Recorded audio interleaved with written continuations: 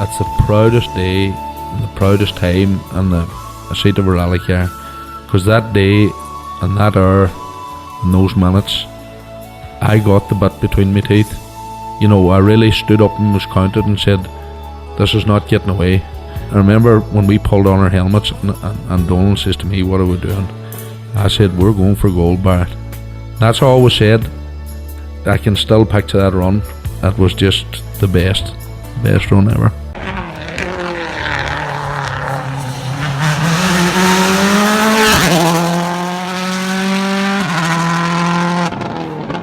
Welcome along to Krunching Gears, the Rally Podcast. Connor, you're very welcome along again.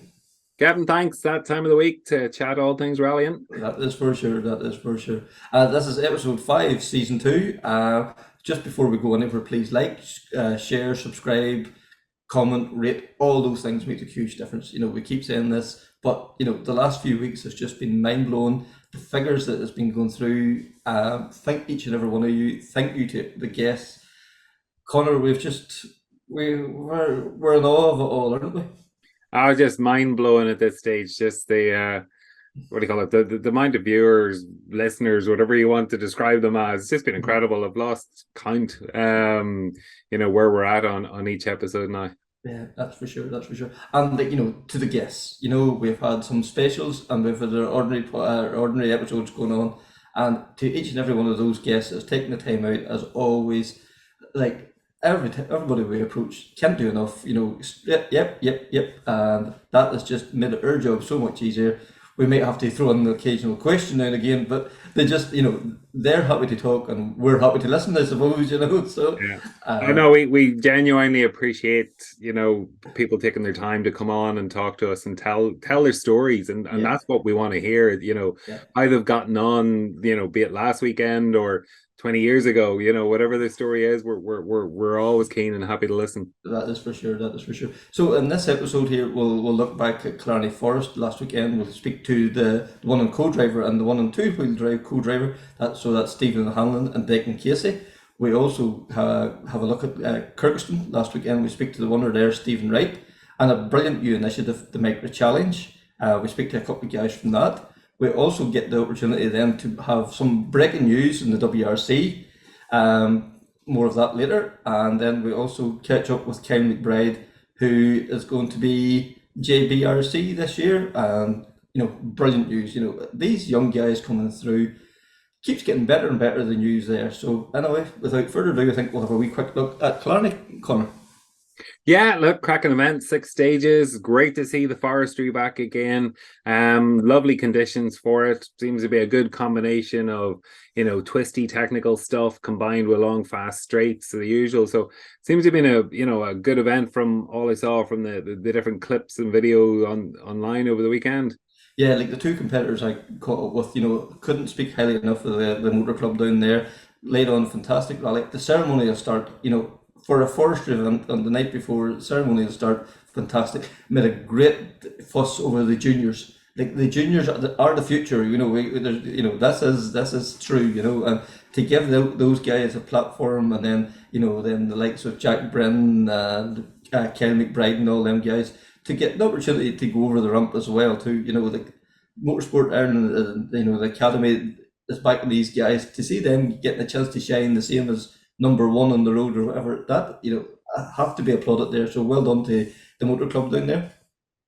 Yeah, listen, as you say, the juniors are the future, and you know, it's tough going on those girls and guys trying to raise money to go rallying. So the fact that their sponsors are getting an opportunity to be seen, you know, it's fantastic. It really is, and it makes them feel part of it. You know, we're well used to on the internationals, the juniors running on the second day or whatever, and you know, not feeling part of the full event. So it was lovely to see the amount of attention they did get. Yeah, that's for sure. And then, you know, whenever the event's actually running, they're running first in the road as well too. So that's brilliant. And so I think without further ado, we'll catch up with the one co-driver, Stephen Hanlon, and that will roll into then Declan Casey, who was sitting with Hugh McQuaid in the two-wheel drive. So without the first question I asked both guys was, you had a great weekend. Yeah, we couldn't ask for any better, I suppose. Top step of the podium is as good as it gets. You know, so yeah, very, very pleased with how it all panned out. That's very good. And like, I loved your comment on social media there. You scratched the 7-year itch. We had, I suppose, myself and Mark have been rallying a long time, but we had well, Mark certainly had a sabbatical there for a couple of years, but he was back busy with business and that, you know. So he stopped after 2016. We won the Bushwhacker. Done very little since, you know. So we started back last year, and yeah, it's nice to get back, you know. So it's been 7 years from with champagne over ourselves. Yeah, and like you know, we think how much rallying has changed in that 7 years. Like that last one was an S2000 Fiesta, and like you know, now these R5 Rally 2 cars, the way they come on, like the S2000 at that time was the ultimate bit of kit almost. Yeah, in 2016, the S2000 they were very capable. Handling capabilities of them cars were kind of touching on the base of where your R5 went. They were very good things to handle, great things to stop. Having the grunt and power of the world cars, etc. But yeah, they were a very good car, you know. So whenever the R5 car developed with the turbocharged engines, etc., it did bring them on, you know. That's for sure. So. And like, you know, we're not 100% sure, somebody will probably tell us we're wrong, but we think that was the last time an S2000 won, definitely in Ireland anyway, if not beyond. Yeah, well, I believe, I was led as I say, there'd probably be somebody who correct us if we're wrong or right, but I think it was the last time an S2000 had won, or an outright win anyway, you know. So that I'm aware of, anyway. So checked it out at the time, all them years ago. Yes. Haven't looked at it since. Yeah, and so at the weekend, Killarney laid on a fantastic rally. Yeah, brilliant event. You had Adrian Cronin's whole team down there, the KDMC club, everyone of them, you know, Paul Nagel standing about out, you know, they put on a fantastic start ramp, interviewed all the effort they went into with the juniors was brilliant. It's great to see the young talent coming on. All the information you could want, you know, the time and distance schedule was out. That Sportify app was full of all the useful information for a navigator coming down. We were travelling down from Tyrone. We've never done this rally before, so loads of information. Made very welcome. All the volunteers, marshals, brilliant. So fantastic event. Really impressed. A ceremonial start for a forestry event. It was more like a Killarney Historics or something like that, wasn't it? You know, bring it into the middle of the town again, and you know, this is what we keep preaching. Rallying needs to be brought to the people, and you know, that whole club down there seemed to be hell bent on, you know, broadening the appeal of rallying. It definitely did. The street, like you know, the line, each side of the photographs I show you there, the lines. You know, there was a few people out, like they were impressed with it, and you could see new people who touched, you know, they'd never seen rallying or never knew if rallying was on, you know what I mean? So, they all got the taste of it, and the club done a great job at promoting it, you know. So obviously there's a lot of road safety. They had part of their ambulance charity as well, you know. It was a very well run event. You know, and then you touched in on the way that, you know, the juniors was brought into this as well. This is a fantastic initiative, you know. For I think it's in the 12 to 17-year-olds can do the rally. Amazing. You know, and like a 1 litre car to drive at the head of the field. I think that's like we're already seeing the fruits of that coming through now. You know, Wal Crichton, Josh McGrady, you know, and there's going to be more and more. You know, Jack Brennan, all these guys is going to be the next, you know, Josh Moffat or Craig Breen would let somewhere. Craig Breen, exactly, isn't it? Definitely, you know, and Craig's very good at supporting it, and it come out there. There was a massive buzz. All the young guys, like we were chatting, a few of them, and you know, they're meeting their idol. You know, their idol knows their name because he's read their name on an entry sheet and seen their times, and you know, that's a big thing. If you go back to you were 12 or 14 years of age, and you know, your rally idol, you know, you'd be very impressed. So really good initiative for the club, and for the championship as well. And like, you know, the championship this year, like it's fairly well spread all around the country as well too. So you know, there's good driving in it, you know, and it'll be a long time before the championships decided.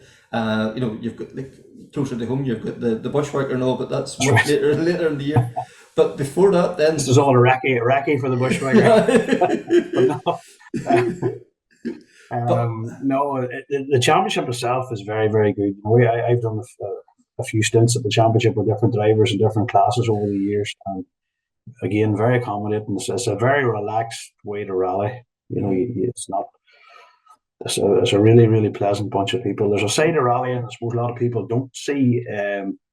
When you finish a road section, the long road section, as in time wise, 30 odd K or something like that out to the first stage in maybe 50 minutes. So you were sitting 15 odd 20 minutes maybe at the start of a stage, when there's class crack. See if you could get cameras in to see that. And the slagging goes on, and I'd boy get a touch, and it's good to laugh and it's a really, really enjoyable side of rally. There's a very, very serious side of rally. There's a lot of money involved. There's a lot of you're appeasing sponsors and you're keeping people happy. But out with that wee dead time minute, that wee pre-event, pre-stage, that's special. It's something that's very, very enjoyable.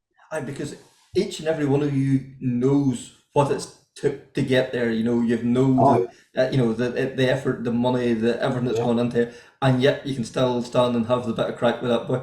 Now, whenever the stage is live, you take his leg off for a second. Yeah. As soon as the helmet's on, different story. But there is fantastic, great crack. There's really good crack. I suppose we were running behind the two-wheel drive, so even the top two-wheel drive guys in the mix in beside you, it was good crack. And then coming up now this weekend, 5 Mile Town, a wee bit closer to home. It's probably for people up around this part of the world, it's probably second to the Bushwhacker, the trophy you want. It is, yeah. Local honours in 5 Mile Town is hard fought now. We've come close a few times before, but never just when we've got a couple of podiums, a third and a second, I believe, but never got the top one yet now. So we'll certainly we'll be giving it a go for it. As will everybody. So there's nobody there really for the crack either. They are, but they're they want to win as well. Trying to do as best they can. So we'll be certainly no different. And Omen Motor Club once again laid on a cracking rally. There's 8 stages, I think 26. Yeah. 26 kilometers. I'm just doing our time of distance at the minute. Yes, we 8 stages, 4 repeated. So it'll be an interesting look. Obviously, they're quite short, but they're sprints. The first stage is only 1.2 miles. Sorry. Mm-hmm. So it's a sprint. You really if you're not on the ball in the first one, it's going to be hard to claw up and back. You're not be worried about spraying champagne on there. So, you may finish well, but if someone the guy that's out of the trap's fairly sharp, generally tends to do well in them rallies. Yeah. So it was. There's not, the likes of Killarney the weekend, we had a bit of more mileage. The first stage 12.2, I think it was. Mm-hmm. You know what I mean? And it took for ourselves. They were fantastic stages in Killarney. We were using. It took a few kilometres for us to get back into swing of it. We had a very, very short test. I probably may as well say Mark wasn't going to make it tonight. He's in family duties. Thankfully, he was blessed with another addition to his family last week. So. Testing time, etc., was limited, shall we say.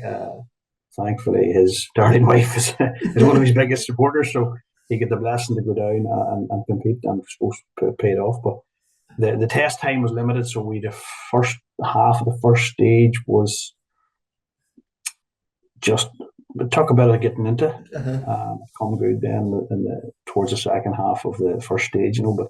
Again, the likes of in the 5 Mile Town, that you'd been over. So we had a reasonable first stage, as in we were still in the mix. We knew and there was more to come. We knew where right, we need to do this better. We need to change that, and we done that. Mm-hmm. Whereas the likes of in 5 Mile Town, if that happens, you're 2 stages before you get caught up to speed. The head goes down almost before you get started. You're deflated. If we had stopped halfway in that first stage, you'd have been going, God, we're not bad, but certainly we knew ourselves. This has been building for Mark. It's been building now for, I suppose, last year. You're right. We didn't do any rallying since 2016. The pace has moved on. S2000 and R5 cars quite a large step up. So it's taken a few meetings, a few rallies to kind of get the pace. Mm-hmm. We at the tail end of the bushwhacker. We're starting to go, right, this is where it's at. And that is trying to race the Paddy O'Briens and Gahan McCourts, the Desi Henrys, Mm-hmm. and the Jason Mitchells. If you're trying in the middle of them boys, them boys are going very hard. Yeah. And we'd done a bit of studying after it, and we were like, right, this is what we need to do this. And we adapted that, and we brought that forward, and we put it down into Killarney, and it paid off. So it worked really well. That, and isn't that what rallying's all about? Sort of looking to see where your weaknesses is and seeing what you can do, and then putting that into practice. And it's great to see it come to fruition then when it all comes together well. Yeah, no, very good. So. Second stage, we again small thing is what we haven't had a big pile of. We've been in the north. We were all running the 34 mil, so coming back to 32, you're into the pop-off valve issues, which again sort of kind of hampered us a little bit in the second stage. It was still enough to get to finish second. We were going in the right direction, But then, as I say, we went into that third stage. That Mount Eagle stage for us was a class stage. Really, really good stage. Everything worked. The car, the tires, setup, the notes we had done for it was brilliant. It worked really, really well. And it was, the thing about it is we come through it very comfortable, if that makes sense. There was no dramas, no panic, no drama, no moments, no iffy parts. So it was fantastic. And then I suppose then to carry that lead, and then it was where we knew this was it. We weren't going to give it up then. So we went in fifth stage with another fourth stage, sorry, the fastest time again. And then we knew then just sort of maintain it. Vivian Hamill had problems. He pulled over on a road section, and young Ryan Caldwell, stormer of an event, brilliant drive from him, fantastic. But as I say, we were fit to kind of gauge if we were close enough. When we weren't getting Ryan's results or his time, till literally we were in the start line ready to go, in between stages, because he was run back, unfortunately, car 14. If he's listening, he'll not have that to say in 5 minute time. He'd love to say this. So, but it was interesting. So even after the last stage, we knew we could afford to drop a little bit of time, but we were sort of kind of trying to maintain the Ryan, and that was good. So balancing act. You're still. Did we? I think you have to go fast enough to win, but not and it's maintaining the concentration. As I say to Mark, it was a very, very, very mature drive from Mark, because he's like, all right, this is a case now. We have 10 odd seconds. It's 10 kilometers. Don't do anything foolish, basically. So, nothing foolish. So it was literally from the half day the rally was ours to lose. Inevitably, we had a good enough lead. It was ours to lose if that. So it was a case then of trying to manage that and make sure that we didn't do that. But credit to Ryan, he's going to be hard work this year now. So he's just another one. His first gravel rally in the R5 Fabia, fantastic. You said earlier that Patrick O'Brien says this is a guy to watch. Whenever Patrick O'Brien tells you that somebody's a guy to watch, you watch him. I was speaking to a great friend of Paddy, and I was asking him before, and I says, well, what about Ryan? How's he going to go in the Skoda? And he just says he's quick.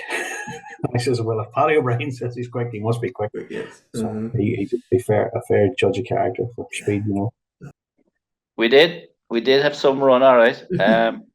It started off on stage one. We had a bad misfire in the engine, and we couldn't really diagnose it. We didn't know how it was. Towards the end of stage one, it's cleared a good bit, and then through the road section, we done a few checks, and we couldn't find anything wrong. So we gave it a good rev on the road section to make sure everything was okay, and we thought we were after getting to the end of it. Then we went to stage two, and stage two was cancelled for us because the car in front of us broke down in a very narrow part of the stage and couldn't get off the road. So we had to stop behind him, and we got a nominal time for two. So then we headed into 3, and that was the first stage really that the car was going properly, and we had a good time through 3, and I think we were fastest two-wheel drive by about 4 seconds on 3. Went into service, had a good look over the car again, couldn't find anything wrong with it, so we presumed that everything was okay. Came out for the second loop, and on stage 4 we had a very good time where we took 30 off the first time over it. But again, with the misfire, you would have expected to be a lot faster. Uh-huh. We weren't expecting to be 30 faster. Yeah. And we knew that Mickey Conlon was after doing around an 8:20 the first time. And we came over the finish line at 8:01. And I kind of looked across to Hugh and I said, if he takes 20 seconds off his first stage time, we're in big trouble. And I think Mickey done something like an 8:15. So we took a good chunk of time back off him there straight away. Obviously, Mickey reacted to that, and we were absolute neck and neck, same second on stage 5, which put us up 6 going into the final stage. And of course, it was give it all over the final, and we finished up 3 faster in that stage, and we finished up with a 9 altogether. 9, we won it by 9. Yeah. And like anybody that's seen any clips of the car, we must say you were sitting with Hugh McQuaid at the weekend. Anybody seen any footage of the Black and Mark II? This car sounds just class in the forest, doesn't it? It is absolutely as good as it gets, I think, in the forest. 6-speed, tractive box, rigger suspension, lunatic behind the wheel. Yes. BDG from Sherwood. And when it was going right, it was just phenomenal. The power out of it is crazy. Seemed to have very good traction. It wasn't that hard on tyres all day, to be fair. Cooper tyres, need to mention. Very, very, very good car. Very competitive car. And Hugh was driving superb as well, of course. Yeah. And like, you know, Q has been rallying now for 12, 14, 15, maybe 14, 15 years now at this stage. And he's one of those guys, he didn't jump in head first. He took his time, he started in his Pinto and he's worked his way up. And he, you know, it's got very competitive anytime he's out now, no matter whether it's historic, this new modified car, or, you know, even back in the Pinto days, he could go gravel, tar, and set some cracking times. And it's good to see it all finally come together and getting the two-wheel drive one there at the weekend. Absolutely, yeah. I think the first time I sat with Hugh was Killarney Historics in his yellow car. It was a new car at the time with a new Pinto. He didn't really know Killarney that well, but he was getting used to the car, and we had a good run up to Ballochbeema, where we went off slightly, no damage. But there's a famous story where Paul Nagel and Craig Breen were the 2 guys that pulled us out of the ditch because they were the only 2 that were within 2 miles of where we were got off. They were just after going off in the metro. They broke a prop shaft or something in the metro just 100 yards down the road. So the 2 white suits came running up the road, but they weren't very white when we were finished. That was the first time I sat with Hugh, I think. Then we went to do Galway after that in the same car. The following, this is all before COVID now. And we did Galway. We got about halfway through Galway and we had a throttle sensor failure, I think, is what happened in the finish. And then COVID arrived and put us all on our driving simulators. Yes. And next time I sat with you was Ulster last year, I'd say. We were running 3rd overall in a BDG, new car to Hugh. And we were going very well, actually, and getting faster with every stage mile, and he was getting used to the car.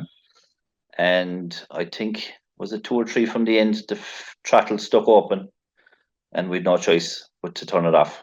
And that was end of rally. So it was a bit disappointing. He was going very well.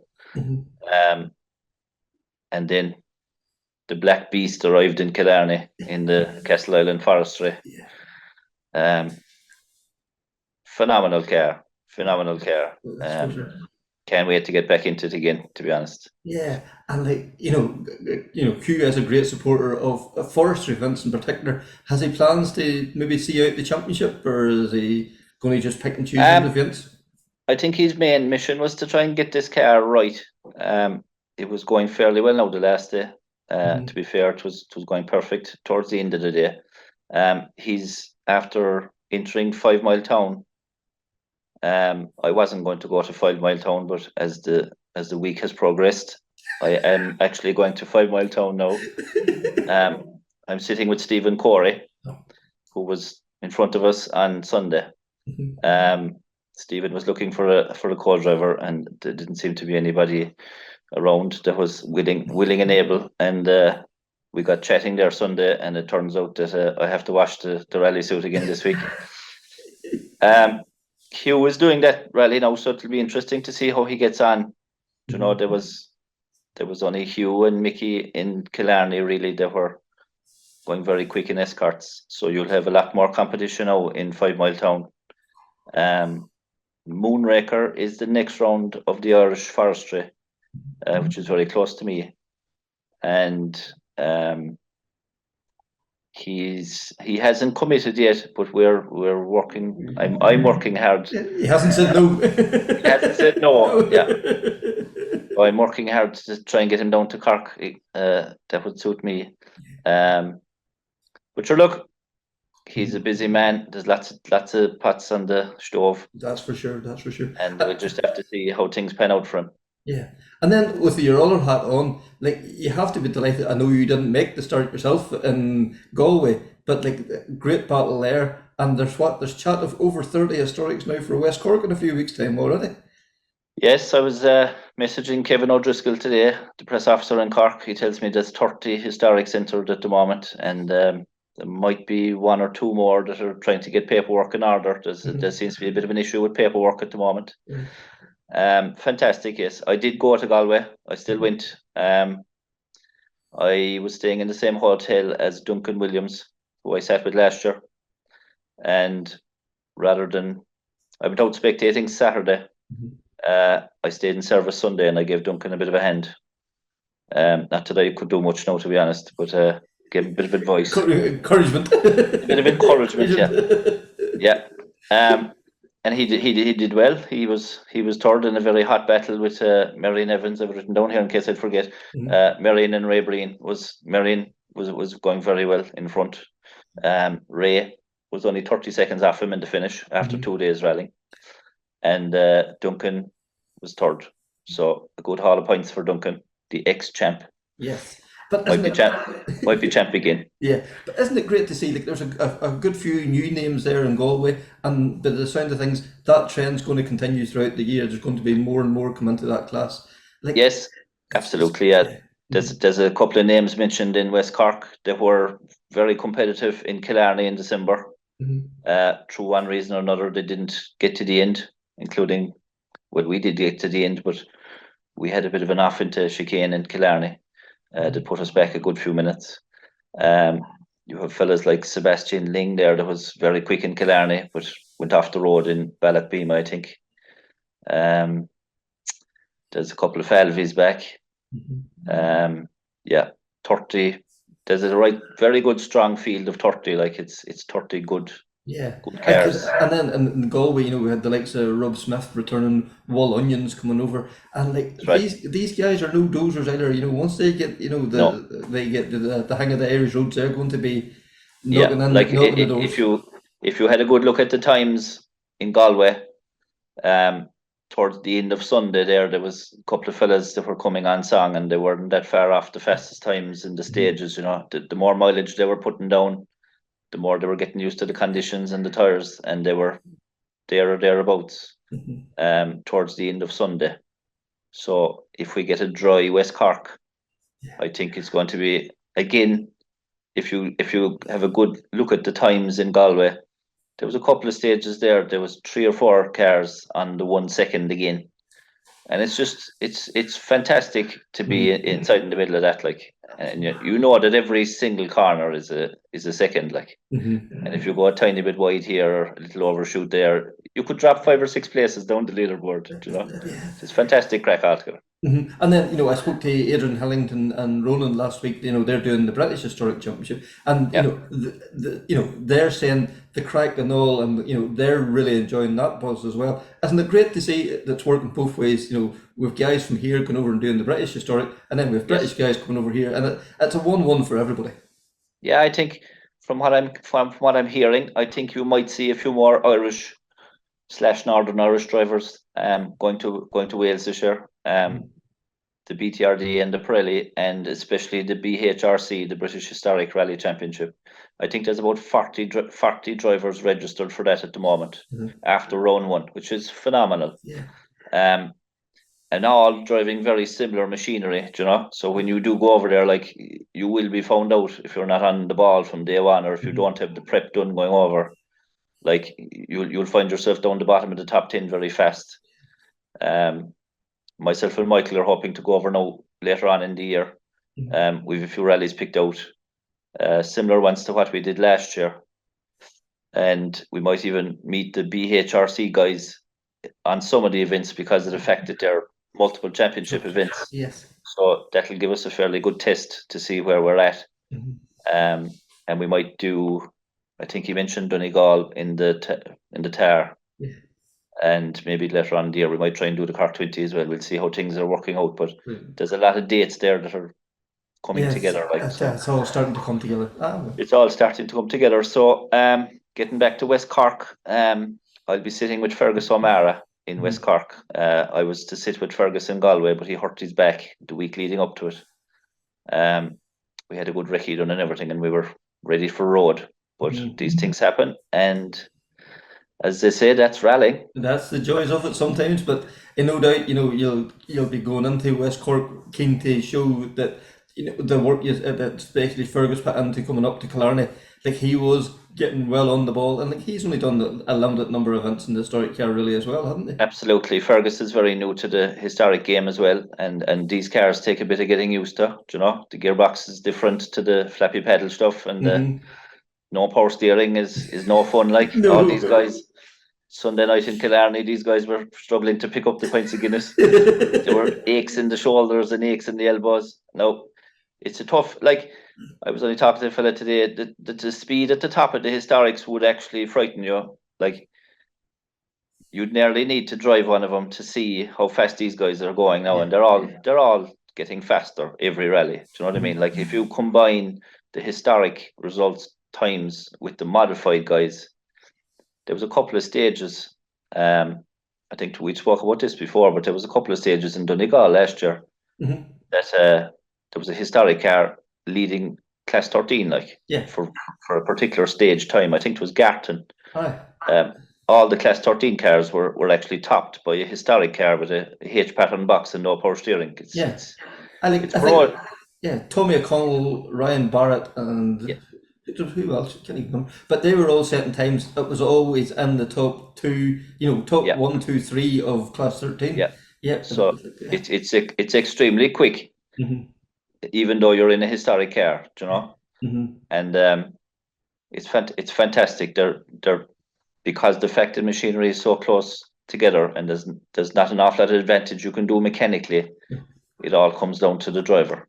Which is fantastic, and the co-driver, of course. Of course, and and for the spectators, because the tires you guys have to run on, there's a bit more sliding, there's a bit more sideways, and we all know how good a BDG sounds. Don't get me wrong, I love a Millington or a 2.5 kgp or whatever, but there's just something that wee bit sort of special about the BDG engine, isn't there? Yeah, absolutely. And getting back to Castle Island and a few clips that have come up so far, and hopefully we might get a few more. The sound of them cars through the woods is phenomenal. It's like you can hear it coming about 2 hours away, and you'll still be listening to 2 hours after, and you'll be rewinding it and listening to it again until your wife is baiting you with an umbrella. Because that sounds like something that's happened already. I was trying to put it on my phone as a ringtone the other day, and I nearly got bait.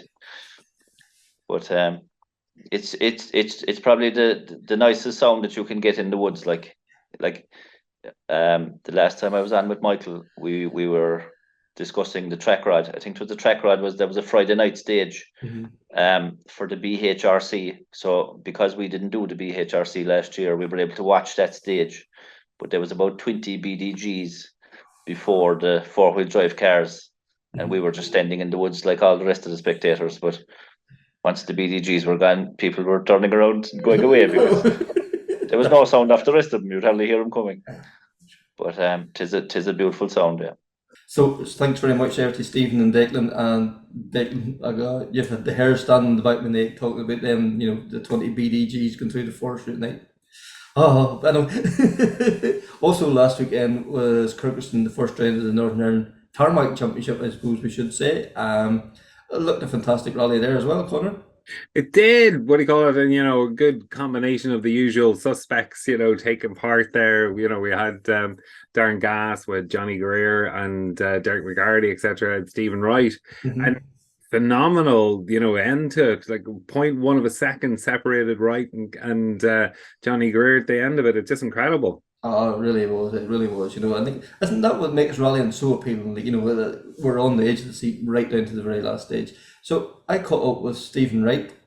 First of all, you'll hear from Stephen, and then after Stephen, we'll go in and we'll chat to two guys then who are helping to organise the Micra Challenge. And this is a very exciting.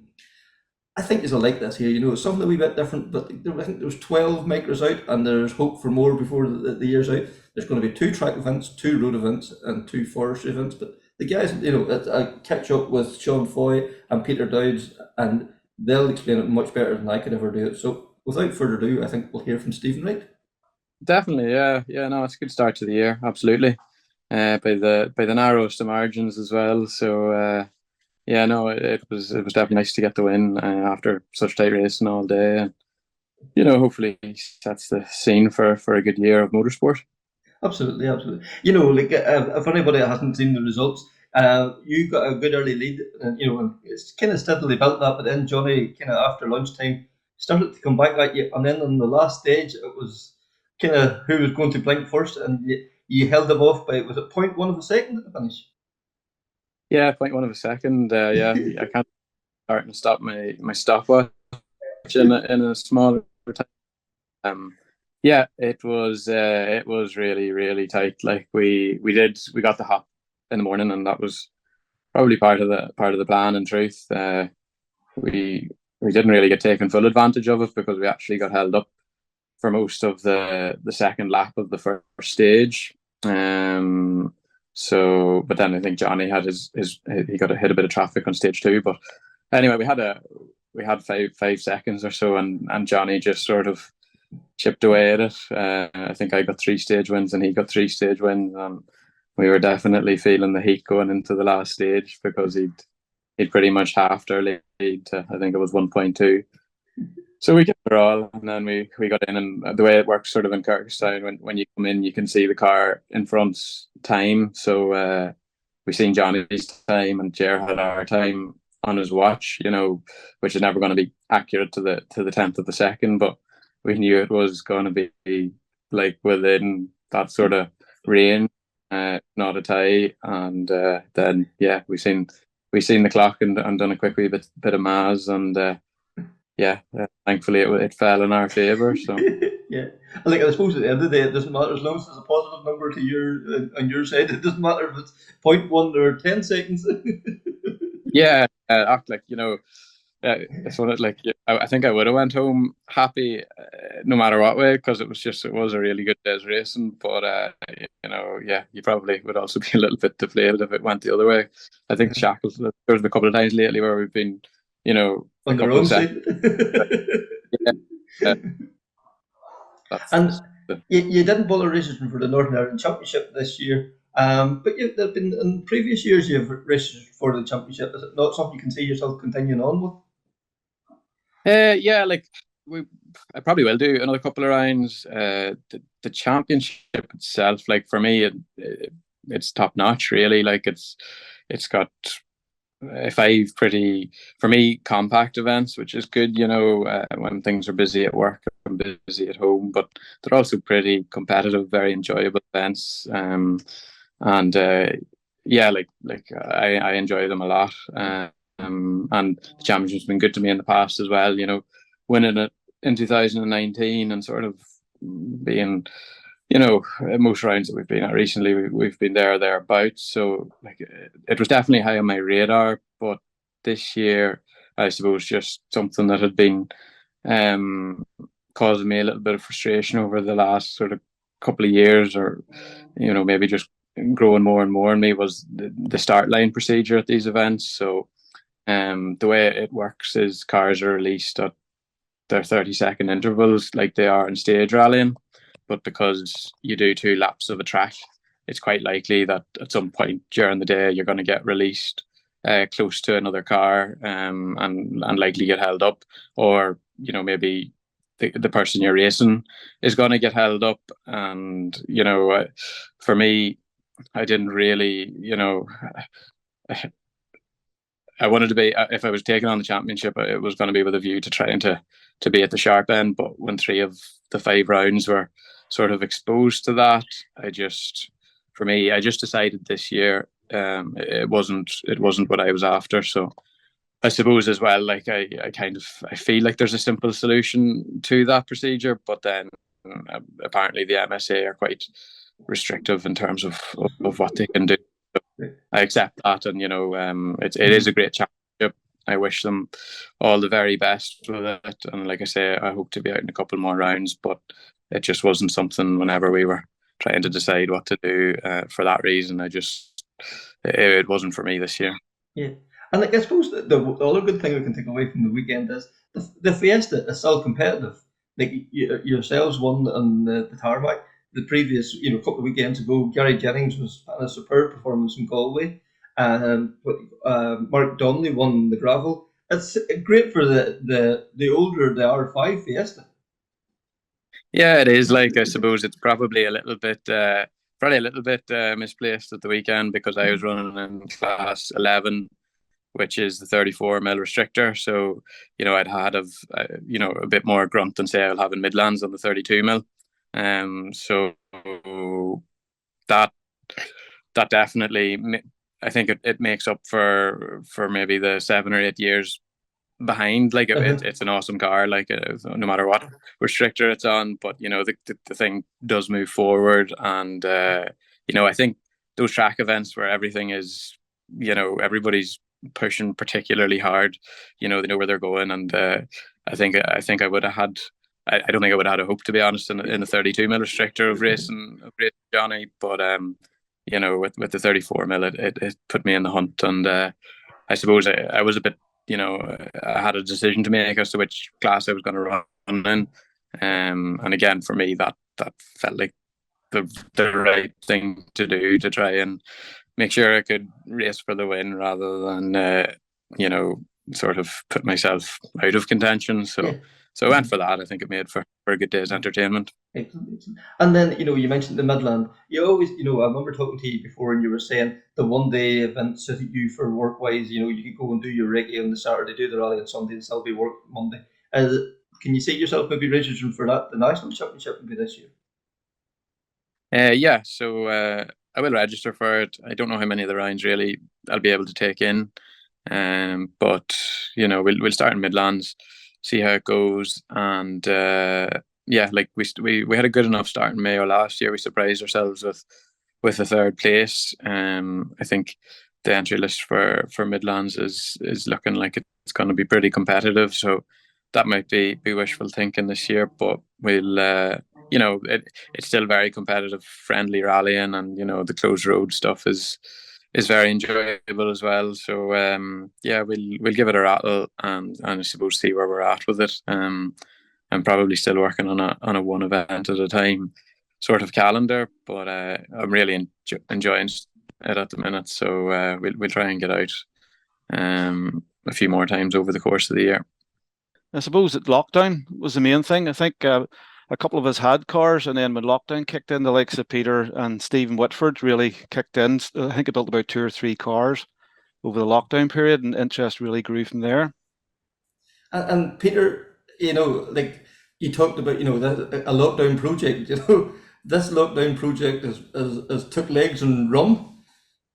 Yeah, I blame Weavy.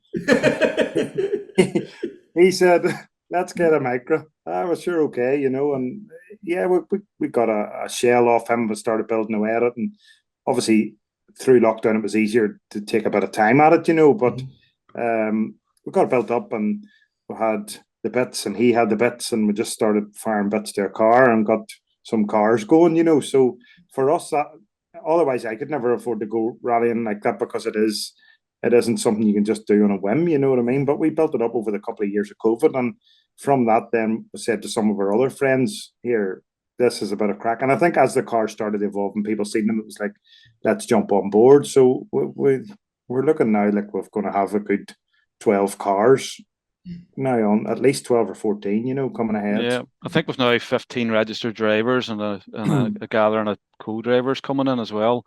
I think we in the background always had this idea that the Micras were the way to go. Obviously, he did it in '96. You know, there's lots of guys that, you know, Niall McShay, you know, Elvin Evans started in Micras and so on. There's plenty of guys, you know, more recently, Jordan Hone was, you know, battling away over in England in the 1400s or whatever in a Micra. So the cars have always been good. You know, more recently they've got a wee bit more power to make them a bit more interesting, you know, but they handle so well. They've a great gearbox and things like that there. So I think he'd always an idea that it would make a good challenge again to get people out. So you know, I think as Peter said, a lot of the sort of friends, Balnahinch Motor Club, sort of were supporting people as well, and you know, helping us put together. But you know, we're now up to 15. It's there's certainly more, and there's some really quick drivers amongst the 15, unfortunately now. So the chances of winning are dropping by the day. But well, the good thing is though, there, Kevin, you have to point out is you can come and compete in the Micro Challenge in a $5 grand car or a 20 grand car or whatever. You know, there's a race between the whole field. So it's not like you have to have an ultimate car. You know, okay, there at the weekend we've seen Wavy and young Philip White there up at the front, but there's other two boys different cars as well, two quite different cars. Yeah, totally different, you know. But there's somebody will come in and have a race midfield or at the back of the field. So for us, we don't want anyone to be put off by going, "Oh, look at the pace of that," because right through those 15 cars that we'll have, or what, you know, whatever will be out, there will be a race, and that's the most exciting bit about rallying. Now the cars, as Sean said, like the gearbox in them is fantastic. They handle like little go karts, and you put them wherever you want them to go, and they seem to go. Yeah. So at the minute. Yeah, and you know, they are such a versatile car. You know, they're good in the tracks, they're good in the road, they're good in gravel, and it's not every car that's so adaptable. And like as you say, you can spend anything from $5 grand to 25 grand on it. You know, so, But the thing is, you know, I suppose it's the way Nissan, they were a proper car designed by Nissan at the time with Harry Hockley and others involved. You know, the only thing that I have to do for my car, to change it from tarmac to gravel, is simply raise the height on it, and that's it. You know, you're more or less ready to go. So you don't need, they're not a complicated car to work on. You know, so and we deliberately, to be honest, when we looked at the regulations, we took a bit of time setting up the regulations, technical regs for the championship or the challenge, and we kept it very simple. We were going to try and go for a certain specification, or maybe use the same tires and etc. You know, and we thought, no, let's just get people have cars in the garage. We'll not exclude anybody. The only restriction we've got is that they have to be no more than 1400cc and without a sequential box. That was sort of an expense we didn't want people getting drawn into. So apart from that, that's literally what's happened. People have either just, you know, refurbed their cars and got them out, or sort of buying sort of cheaper, you know, target cars and building them up and things like that. So we've just left it very open for people so that they can go to the spec they want. I still think, you know, as we can see, we're, you know, Philip White and so on. You know, the hope is that we get some younger drivers through. You know, okay, if they don't have the best car, whatever, I think a good driver always gets noticed, even if you know, people are aware of the level the car's at, and if someone's even coming close to the likes of Stephen Whitford or Philip White or Philip Morrow or whatever, you're not far away, you know. And I think it's an opportunity for young drivers to get recognised, you know, you know, and if they come along and beat these guys, fantastic. You know, you know you're really on a pace, I think, if you can, you know, nip past them. So the opportunities there. And we've got the TV, or the, you know, the professional TV video coverage in play for all 6 rounds. So there will be, you know, exposure for any young lad or lady coming through that wants to get involved with rallying. Yeah, like, and Peter, this is such an exciting part of this challenge. Like, you have Stephen Watson, BBC Northern Ireland.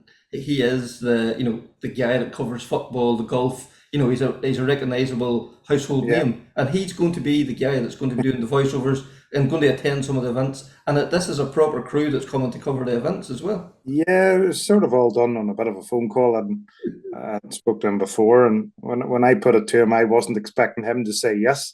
I sort of said, "Here, can you point me in the direction of somebody?" And he was all on for it. And when he came down Saturday, there he was totally overwhelmed by what we're trying to do. And if it's for somebody like that to come and help us and push the whole thing, it's unreal. Like he put a little clip on there on his Twitter feed, and there was 22,000 people or something looked at it. Yeah. So for us, the exposure is fantastic. You know what I mean? And I think it'll only bode well for the rest of the year. Yeah, I think the highlight for me was the fact that they only covered the Micras.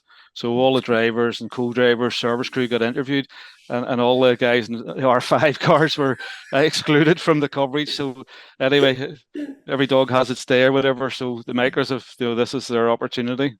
And this is it. And like what I always, the likes of Stephen Watson coming down, and maybe that's his first time attending the event. Like, if you can bring some of these guys down and show them, the buzz, the smell of a rally car and what it involves, they get pulled in, because we know how good the sport is, but it's great to show other people as well, isn't it? Sure. Well, I think Stephen was quite amazed that there was no proper coverage of the whole championship, as in the Northern Ireland Championship. Yeah. And we loosely discussed what it would take to make a program on that. And okay, I don't run the Northern Ireland Championship, but it's a conversation I think that can very quickly be had amongst a few people, because the people at the front do deserve decent coverage. And even if it is only a roundup program like we've decided, I don't know that anybody wants to sit down and watch a full 30-minute program, but you certainly would take 7, 8, 9 minutes and watch a catch up, and it doesn't take an awful lot to get that underway. Yeah, definitely not, for sure. And like, the other thing with the Micra is it's the car of choice with young guys now, at the likes of Alltrack, Ahidui, Money, Ballykelly and these. So the cars that they're starting out, and they can build them cars into, like a stage spec car as well, with little modification to take them into that next level and get them on to, stage rally, and, whenever they come like 17 or whatever the age group is. And again, that's taking away that huge expense of having to, go out and buy a dedicated rally car. They already have the base car there. For sure. Like, and as you say, Sean, like, anybody can join in. Do you know what I mean? It's, if you've got a car in the garage, dust it out there and let's go, Yeah, and the J1000, there's plenty of J1000 doing the junior, the Micras, down south, elsewhere. Obviously, it's fantastic now that Craig Breen's put us, a few quid in to support that, and we're hoping the likes of the challenge is another option. So when those individuals get to whatever 17, get a license, then it's really not much more than a matter of changing the 1 litre engine to a 1400 and maybe putting a good gearbox in or whatever. But you can build them what you have. You don't need to go out and buy an R2 car 30 or 40 or 50 grand or whatever it is, because the reality is that's the choice. Rallying sort of changed quite a lot, and if you're coming along and you want to start, you try explaining to some youngster how to go about rallying, and the main categories are set up there, the R2s, etc., but they are quite expensive to step into. The cars take maintenance and all the rest of it, whereas at least potentially with the J1000, the Micra Challenge, there's an opportunity for someone to actually find out if they can actually drive properly. And I think as in any sport, the quick ones do come to the top relatively quickly, and it, if you can get a couple of seasons in a good Micra and really learn to drive and get the most out of it, it puts you in good stead for maybe if you do want to push on and invest a bit more heavily after that. But at least you get a chance to have a few bumps and bashes or whatever in a car that's not costing a fortune to run. And the other thing that I always say as well, even if they go and they try it and they don't like it, the skills they have learned, the way how to how they react if a car gets out of shape or one thing or another, like, that'll be invaluable when they get on the road. That I think this is probably where we're underselling the positives of being in a competition car, that you don't get flustered then if something happens to you on the road. You have the skills to deal with it. All this kind of thing can, it improves road safety and the whole lot, really, and I suppose where I'm For going. sure. Yeah, well, it's important, yourself, it's slippery surface and all the rest of it. There's lots of skills, how to recover the car, how to keep it in the road. I learned on Saturday how to crash it and then get it back on the road. But you're never too old to learn. So yeah, it's good. I was chatting to Eugene Dunn recently, and that's what Paul Kelly said about Eugene. He was the only man that could go to a track and crash somewhere, So you're in good Yeah, company. everybody can do that. All the Kevin. top drivers do it, Peter. It's all right. Everyone can do that, and very easily too. So we go on from Kirkstone round one. Where does the championship go from here? So we're in the Bishop's Court again. Should Ballynahinch Motor Club run the Racing Rally Bishop's Court stages on March 11th? So for us, as I said earlier, Ballynahinch are sort of big supporters. A lot of the sort of team that started this off are members of Ballynahinch, and to be honest, they made it a lot easier for us to actually run the challenge through Motorsport UK by being the sponsor club effectively. So that made life easier for us, and it also enabled us to use the rally score system. They had it set up, their sort of account on that, etc. So they've really facilitated this. So we're going to the round two. We've learned a few things, to be honest, from organising, getting the thing running at the Kirkstone stages, because as Peter said, we're all competitors. With some support, there's a small team of us. Gavin Campbell doing admin, Clodagh McMorrow doing the social media, etc. But we realised, having done the first event, that we need someone on the ground to actually help just get the rest of us organised. We're too busy running around changing tires, etc. Maybe to do it justice. So we're making plans to do. Improve it again at Bishop's Court. So I'm sure Ballynahinch will provide the necessary support, getting a good space and service area so that all the cars are together and things like that's quite important, and especially when there's TV cameras are buzzing around, etc. So we're looking forward to that. As I say, Bishop's Court's always a good rally. It's a slightly different experience from Kirkstone, and Ballynahinch always run a good event. So I'm sure for the Micras, hopefully we can get as many out as we can. And it'll be another, build on what we've done in round one. Excellent. And then from there onto the roads then? Yeah, it gets a bit more challenging then. Yeah. Stand clear. Well, it should be good. Well, the likes of myself, this year fortunate to have. I have a brand new co-driver, Clodagh McMorrow. As I said, she's doing. Of course, you don't just get one job; you get two. So she's doing the social media, and this is her first year co-driving. So literally, Kirkstone was her first event. So for her and others like her, there was her first accident. First accent. I like to get it all done on one event as well. Road, yeah, at least she knows what that's like now. So, but it means the first two rounds for a new co-driver, there's lots of things to pick up, and so she can focus on the timing, etc. Learn that, and then we'll build it up, go on the roads for two events. Sort of, we've done a little bit of practicing on pace notes and things like that, but there's nothing like getting a couple of events underway. Get that experience, and then we'll go into the forest, and it all changes again. Yeah. So it's a good challenge this year. It's probably the events we've picked are more like the old Northern Ireland Championship, but there certainly always was that mix. And I know things have changed over recent years, but we thought we wanted, some people will be good in the circuit, some might be good in the forest. So it gives everybody a wee bit of a chance to maybe shine. And I should say, we added the double points there, Sean, for the last round. Just to balance it up. Yeah. That's right, because we've only got, so it's effectively 4 tar and 2 forest rounds. So to keep it interesting, we doubled the points at the end of the last round.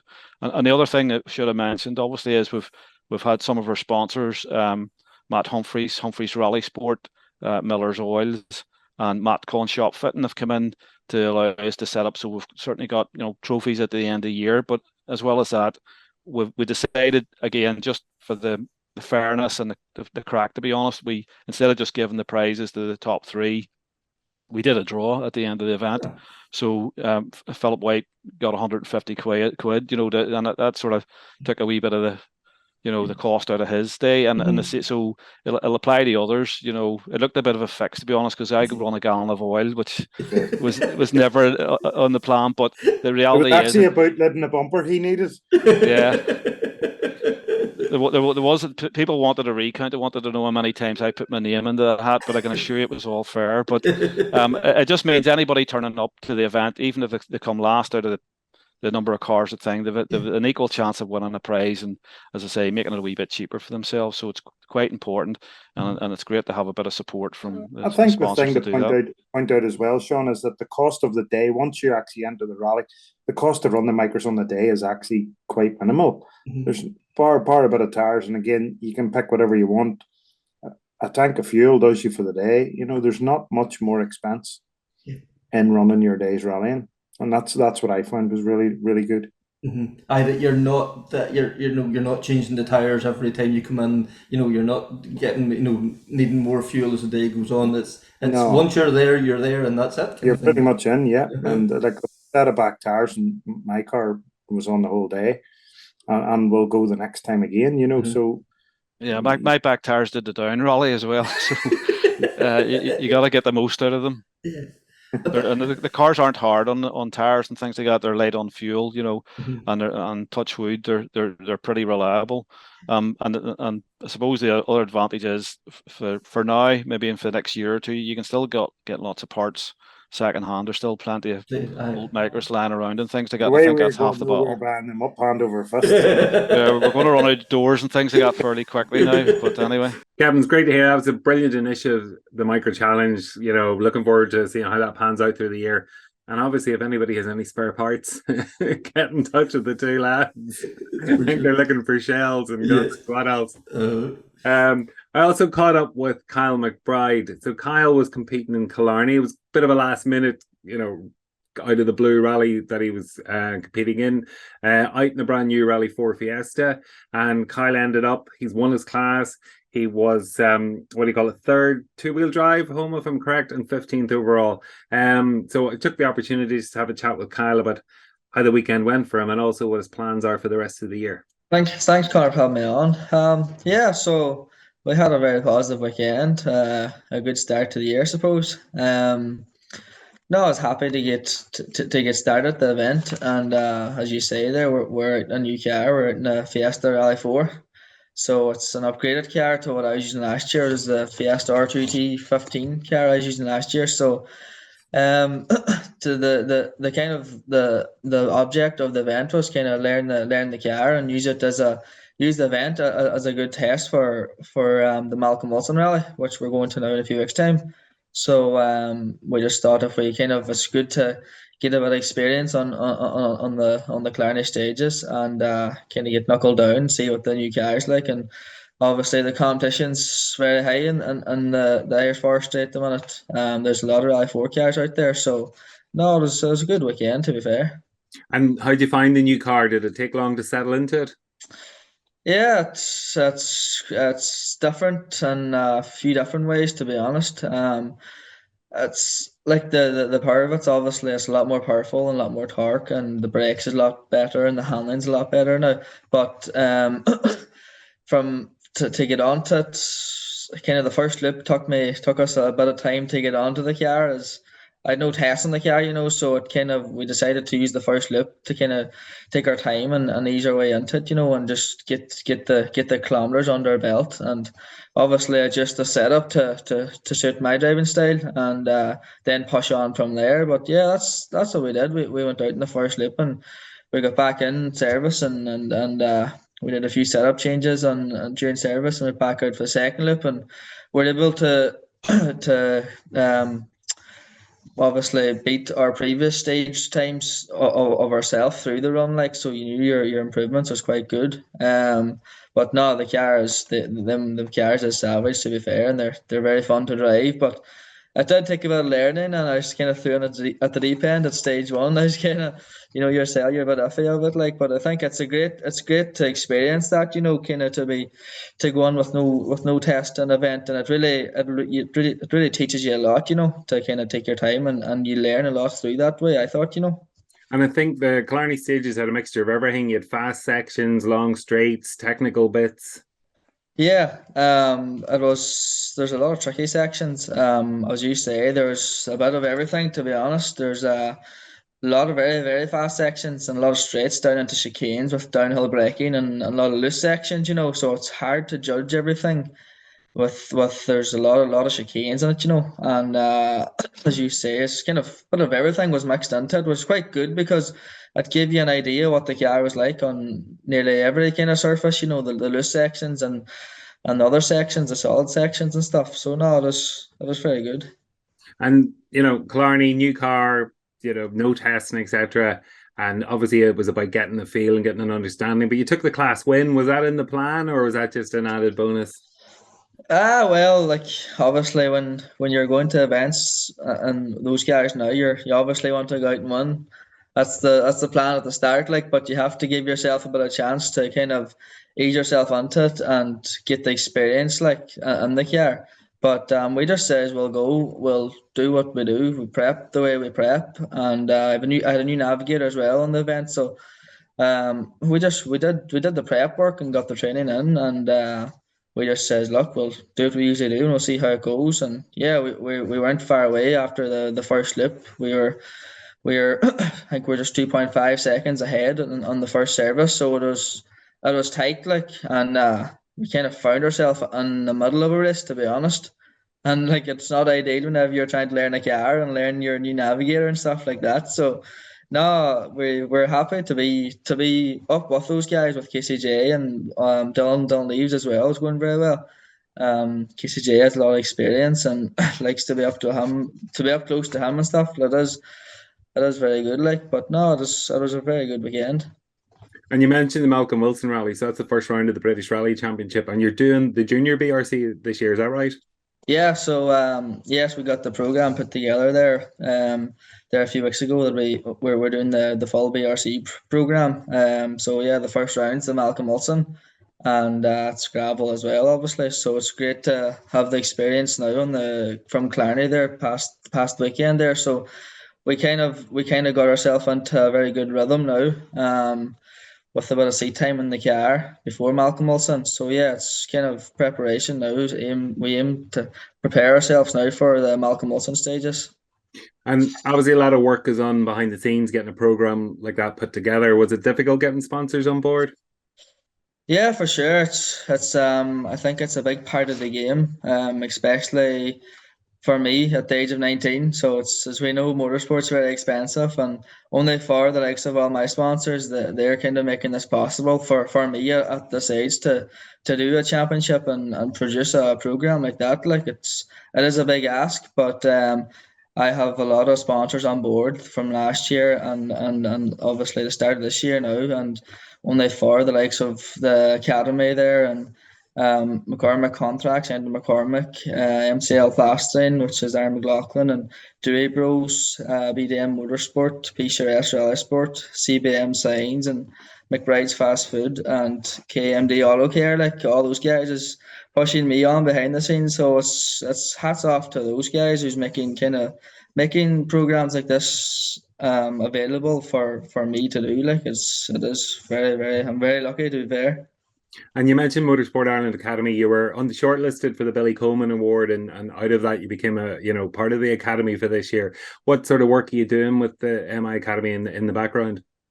Yeah, it's a huge. There's a huge gang of people behind the scenes. And hats off to what they're doing. Like it's really, really, really good. What they're trying to do is obviously show us how to prepare ourselves for the events the best as we can, and there's a lot of work that goes on behind the scenes, and have to thank them. To be fair, they do put in a big effort. Like so, yes, we have from a personal trainer side of things to a nutrition side of things to a mental health coach, Alan Heary.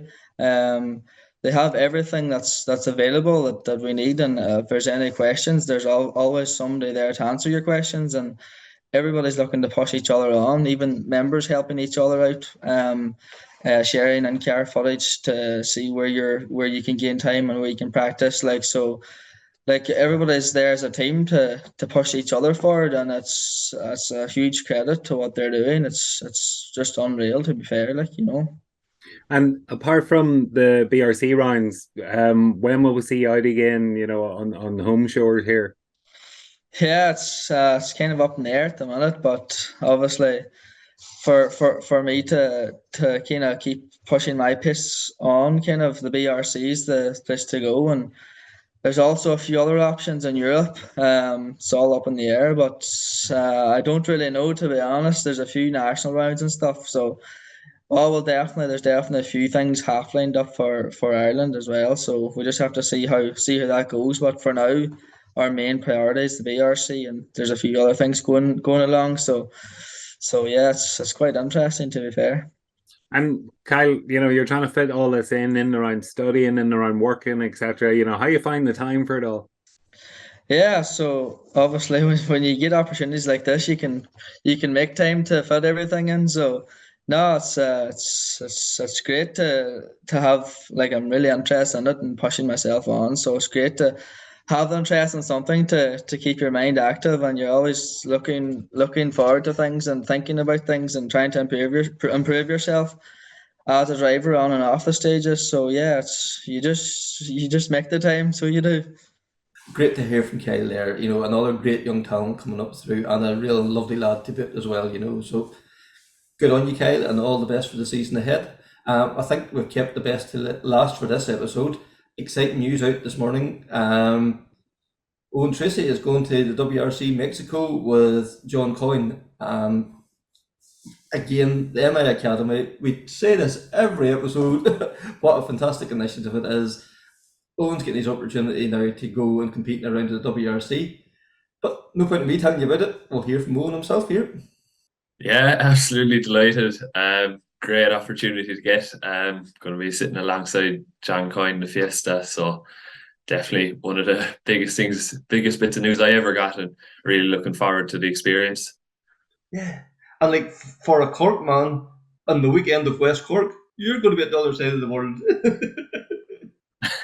That's it, yeah. I don't think I've ever missed a West Cork, but I could definitely chance it for this. So. And like, how did this come about? This was all happening through the MI Academy, is it? Yeah, I have to say this is thanks to the academy. So myself and John were actually lined up to the harvest last year, but unfortunately that didn't work out. And he got on to me recently, and he let me know his plans to do Mexico. And of course, I was more than interested to get involved. Obviously, a huge opportunity for me, and I suppose it's fierce handy for me. I have the backing of everyone in the academy to help me along. There's a lot of experience wrapped up there as well. Yeah, like, as we spoke to Alan Harry recently, like the fitness, the mind management, everything, like, you're going to have to get used to the heat, the longer days, but the academy is great that they will have all them things thought of before you ever land in Mexico. They will have give you all the tools to deal with all the new experiences. Exactly, yeah, it's outside of the rallying part, all of that, just trying to get yourself prepared and as ready as you can be, because obviously it's going to be a hectic week. We'll be rallying the weekend before in England as well, so it's all going to run in together, and they'll give us everything we need to be prepared. And on top of that, then with all the people involved in the rallying, I mean, you'd like to Josh there, he's given me a few tips. He's done plenty of world rounds. Talking to Greg, Rory, James, and Brian, they're all a great help to us in preparing as a co-driver then. And obviously Paul Nagel's a former winner, so he was one of the people I had to ask for a bit of advice. And he's been more than helpful. So it's great to have all those people around you, and you can just pick up the phone, something random pops into your head that you're just not sure what is this about. You can give them a ring and they'll settle you. Yeah, like, and what, this is the one brilliant thing that I can take from the academy, is how willing everybody else is to share their information. Like, what other sport can you pick up the phone and talk to, like, a previous winner of WRC? Like, you couldn't, if you were playing football for, Cove Ramblers. So you couldn't pick up the phone and ring Ronaldo. That kind of thing. You know where I'm coming from. It's such a tight knit sport from that point of view, isn't it? That's just it, yeah. I mean, like, while you're going over to all these rallies around the country, and all your competitors, your closest rivals, are also the people who are giving you the most help. You see it all the time in Irish rallying, and I find as well with the academy there, you've Larkin, Grace, Ronan, Sarah, they're all competing every weekend as well. So you might lean on one of them. Any other co-driver in the field will give you a dig out no matter what's going on. So it's brilliant, and it's just the way Irish rallying is, and all around the world, if you meet an Irish person, they're going to give you a hand. So it's brilliant. That's for sure. That's for sure. And then also, you're signing up, like, for you come to Province last year was sitting with John Mulholland in the Junior British Championship, and you're going back there again this year. Yeah, that's right. So Johnny gave me the call last year. I'd done a few rallies here earlier in the year, and he gave me the call to go to Clacton. So we did the juniors last year, and a great year. Some brilliant experiences going over and back and learning the events, and heading back this year with the Rally 3 Fiesta. So definitely looking forward to see what that's like. Yeah, I guess, like, you had a great year last year. Like, a couple of podiums and then one outright one to finish off the year in the Cambrian. Like, that must have been like a dream come true for yourself. Yeah, absolutely. Like, geez, I never thought I'd be going over to Britain and taking on a championship.